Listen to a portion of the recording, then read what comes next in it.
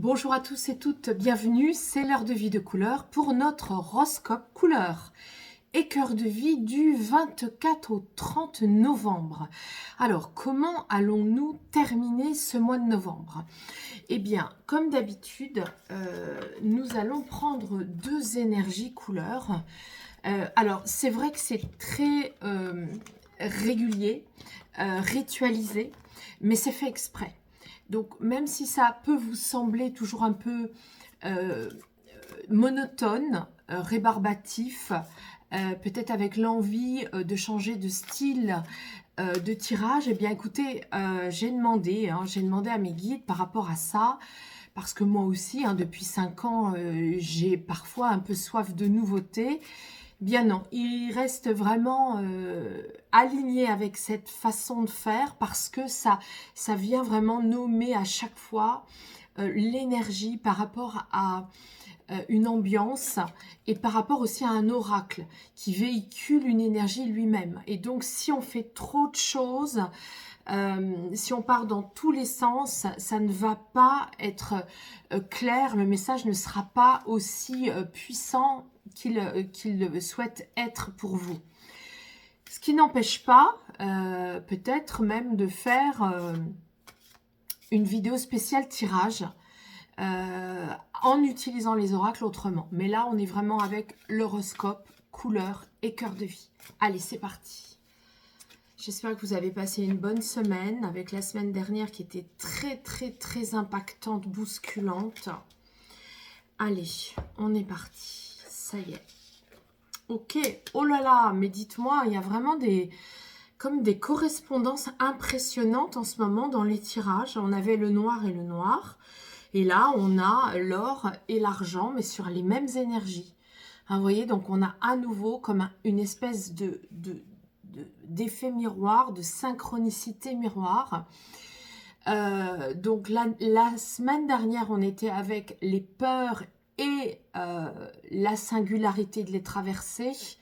Et là, on est vraiment avec notre effet miroir de notre partie masculine et notre partie féminine. On doit aller voir les blessures de ces deux polarités pour pouvoir en faire quelque chose. Donc là, on est vraiment avec l'énergie où ça n'est pas conscient du tout. Donc là, si je vous le dis, c'est pour monter cet aspect des choses en conscience et on va le développer. Quand on a l'énergie masculine souffrante, ça renvoie à vous savez très bien qu'avant de parler du karma, on parle de la généalogie, donc la famille. Donc on est dans l'historique, votre arbre généalogique sur les blessures des hommes. Donc c'est déjà un premier focus à faire. Et ensuite, on va dans vos vies antérieures, les aspects blessés de votre masculin quand vous étiez homme dans d'autres vies et que vous avez été contrarié dans votre incarnation pour en faire quelque chose, pour le nommer et justement créer du sens par rapport à ça. C'est en ça que là, vous pouvez aussi venir me voir par rapport à cette mémoire qui pourrait être mise en lumière pour pouvoir en faire quelque chose et le transcender et le dépasser et passer à autre chose. Ça, c'est une première chose.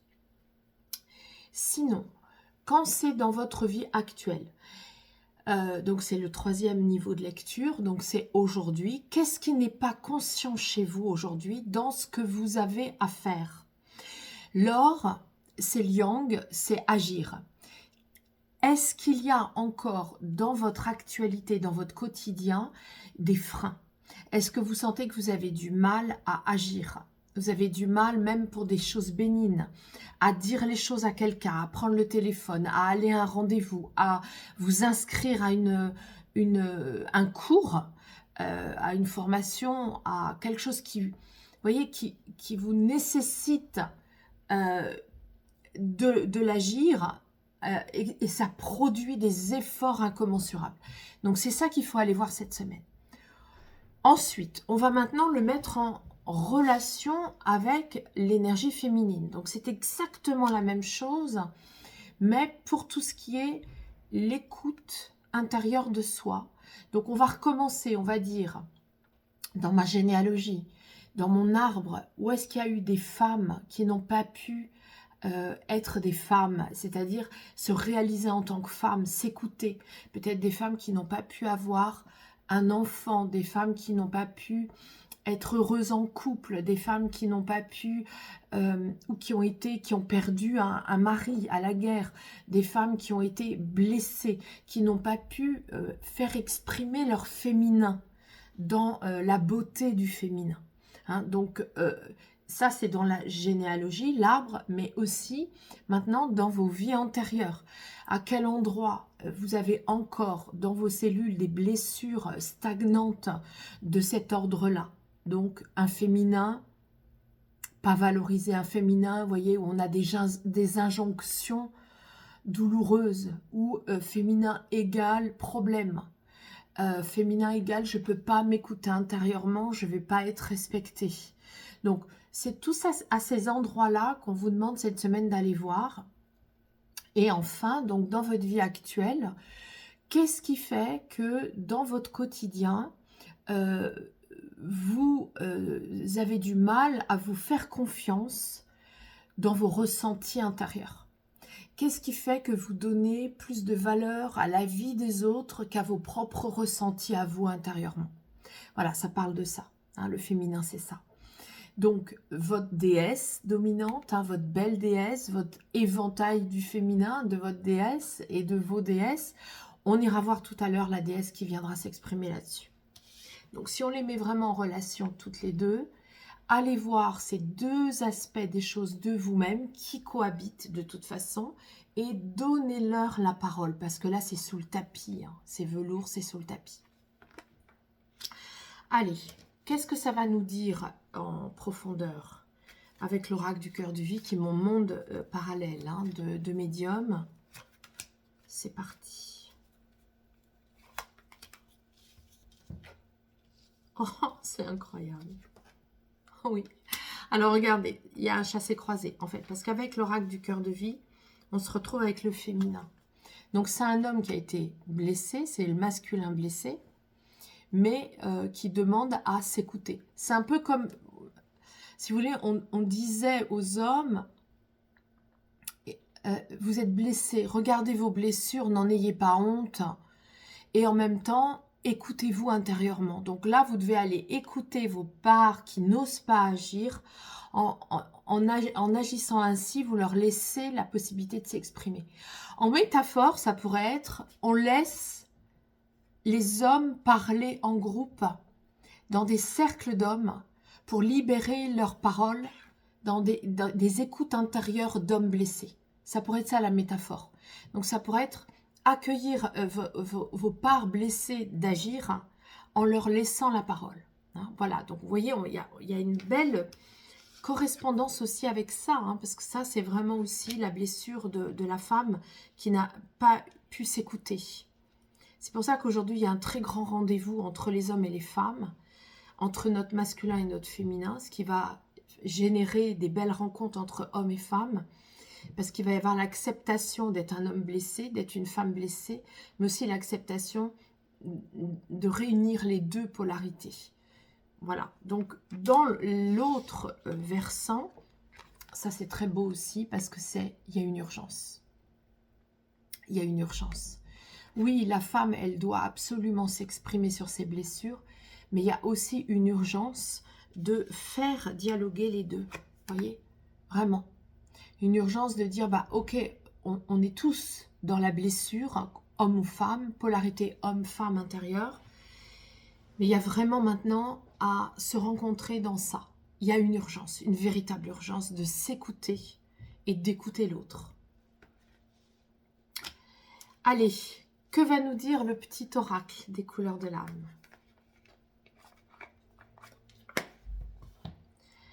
Si tu as un projet, donc c'est la couleur indigo que je porte aujourd'hui.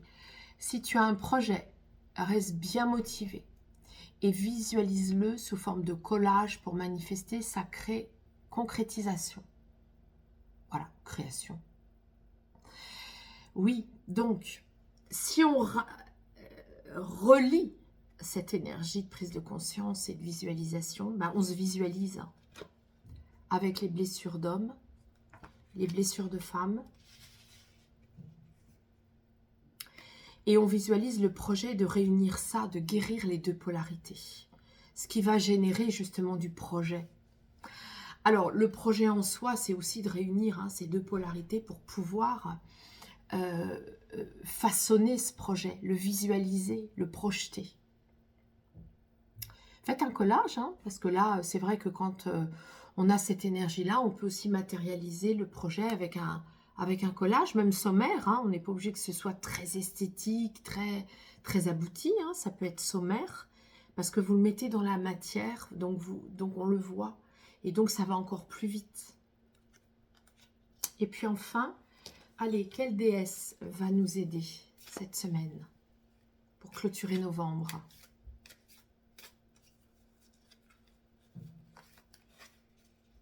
Encore, c'est toujours elle. C'est la déesse qui a réuni toutes les déesses. Que voulez-vous, Aphrodite? Bah oui, fais-toi belle, fais-toi beau.